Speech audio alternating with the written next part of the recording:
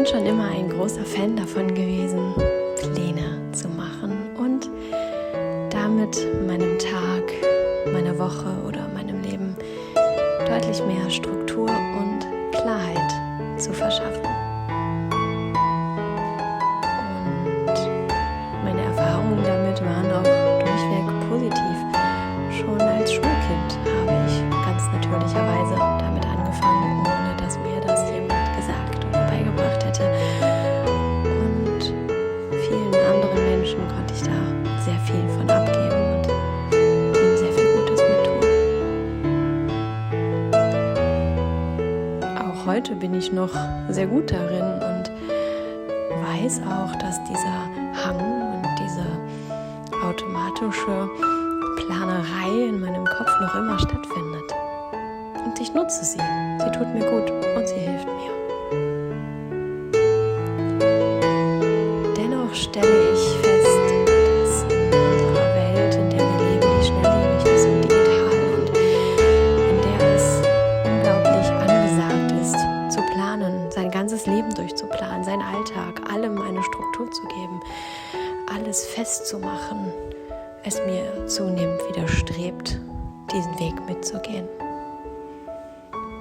Und ich immer mehr Mut zur Planlosigkeit entwickle und feststelle, wie viel mehr Leben sich mir dadurch bietet.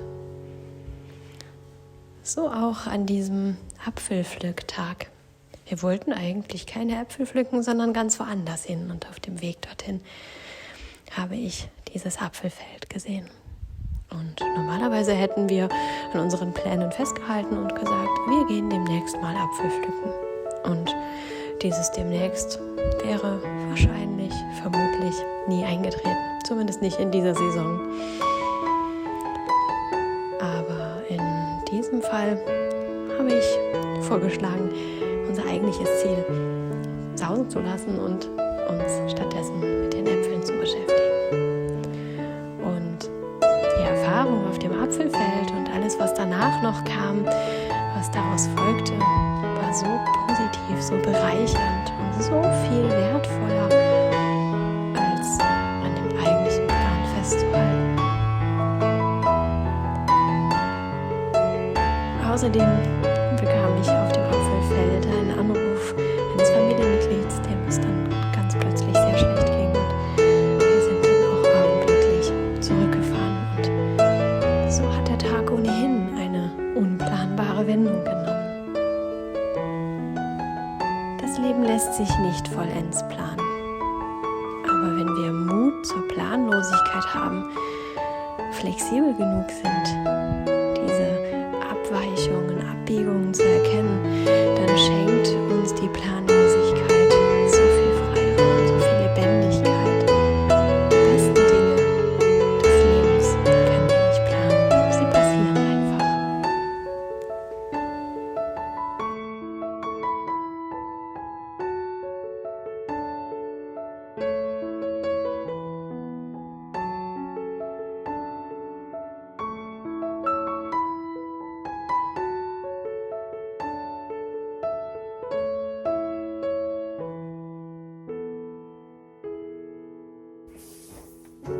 Hallo ihr Lieben, herzlich willkommen.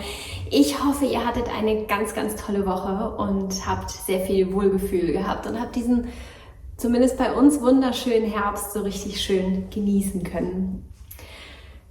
Meine Woche war gut und mich hat das Thema Planlosigkeit, Mut zur Planlosigkeit ein bisschen mehr beschäftigt als sonst, die Balance zu finden zwischen Planen und sich Gedanken machen und es möglichst gut machen, aber auch Planlosigkeit zuzulassen und Spontanität ins Leben zu lassen. Festzustellen, dass Freiraum Lebendigkeit schafft. Und da die richtige Balance zu finden, ist manchmal gar nicht so einfach. Ganz besonders nicht, weil sich das ja auch ständig ändert. Also zumindest bei mir ist es so, dass ich Phasen habe, in denen ich mehr Plan und Struktur gebrauchen kann.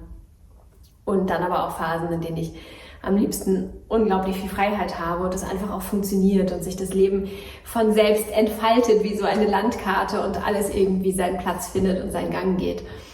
Und wir Menschen neigen dazu, immer recht starr zu denken. Wir haben etwas gefunden und gehen diesen Weg. Und diesen Weg gehen wir dann auch weiter, halten daran fest. Auch das ist in der heutigen Zeit total in und wird angepriesen, dass wir Kontinuität beweisen sollen. Beharrlichkeit, gib nicht auf, geh immer weiter. Diese Dinge ist alles schön und gut, aber vielleicht ist es gerade an der Zeit, eben doch etwas anderes zu machen, einen anderen Weg zu gehen oder eine Abzweigung zu nehmen. Und dieses Starre und Unflexible äußert sich ja nicht nur darin, was wir planen oder wie viel wir planen und wie strukturiert wir unseren Tag angehen, sondern ja auch in allen anderen Dingen. Flexibilität ist so gesund für Körper und Geist. Ganz, ganz wichtig, unglaublich wichtig. Deswegen praktizieren wir auch Yoga. Es geht ja gar nicht so sehr darum, den Körper wirklich flexibel zu bekommen. Eine gewisse Flexibilität ist total gesund, weil es den Körper in Fluss hält und Leben ermöglicht. Aber genauso ist es auch im restlichen Leben. Flexibilität ist unglaublich wichtig für uns. Starrheit macht uns auch psychisch krank. Alles muss fließen. Ein Grundsatz der Osteopathie. Alles muss fließen und da, wo Stillstand ist, entsteht Krankheit. Und allerdings Fluss ohne Begrenzung, ein Fluss, der kein vernünftiges Flussbett hat, der läuft auseinander und verliert seine Kraft und das ist dann auch nicht mehr gesund. Also eine gute Balance zu finden ist ganz super wichtig und da eben flexibel genug zu sein, das jeweils anzupassen an die Lebenssituation, an das, was gerade ist. Und das ist manchmal gar nicht so einfach, weil wir uns ja erstmal bewusst werden müssen, dass gerade eine andere Lebenssituation herrscht und wir vielleicht da unser Konzept nochmal überdenken müssen. Und gerade in Zeiten, die nicht so einfach sind und herausfordernd sind, ist Flexibilität sehr schwer oder ganz besonders schwer.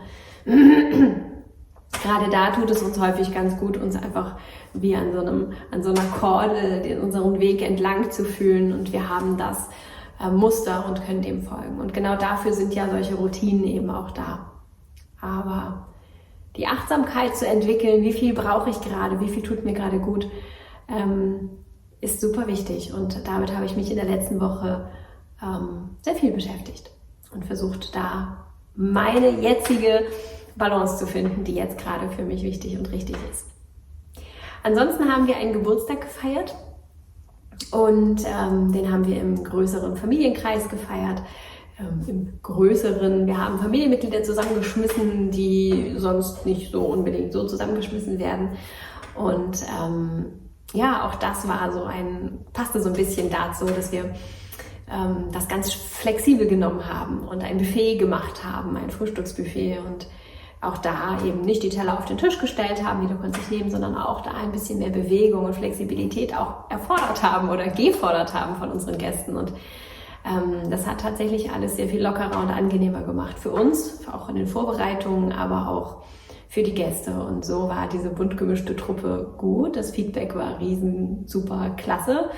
Und wir selber haben die Erfahrung gemacht, auch da ist Loslassen und ein bisschen weniger planen. Einfach auch manchmal genau das Richtige und ein bisschen mehr Vertrauen haben in den Prozess. Ja, so war meine Woche.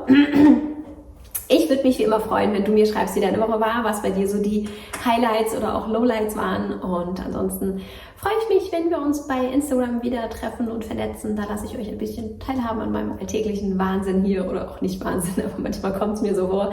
Ich wünsche euch ganz viel gutes Gelingen in der nächsten Woche und schreibt mir natürlich auch gerne, wie es bei euch ist, so mit der Struktur oder nicht, ob ihr euch nach mehr Struktur sehnt oder nicht oder auch, ob ihr ganz konkrete Planungstipps mögt. Schreibt mir, was ihr wollt. Tschüss!